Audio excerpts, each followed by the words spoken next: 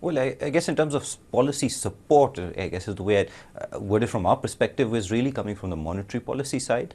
Clearly, some room from the central bank to ease policy further. And we think that could take specific measures. There's the risk that could take somewhat broader measures like interest rate cuts. But to us, that's really all likely to occur within a framework of, longer term policy that's still likely to remain very focused on reform. And monetary policy is really only seeking to provide support through, this cycle from a cyclical perspective, with the aim of supporting growth, but not necessarily leading to any kind of super strong rebound. I think that's really the perspective we keep in mind when thinking about the support that's likely to come through.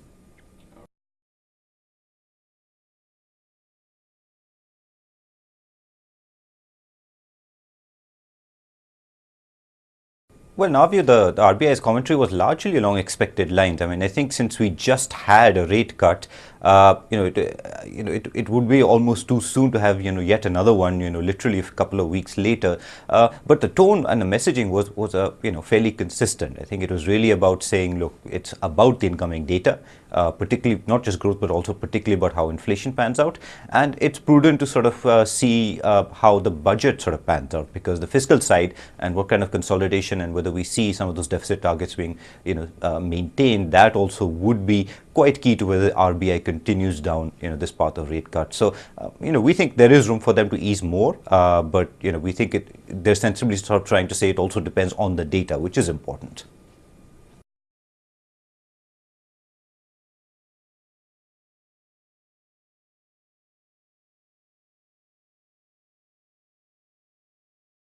No, absolutely, and I think that's sort of a logical follow on that. In our view, the data is likely to supportive of further rate cuts, and I think policy will be supportive of rate cuts. So yeah, another 50 basis points, doesn't look unreasonable. I think the key is two things. I think one is to ensure that there are no negative surprise on the inflation front, particularly from oil.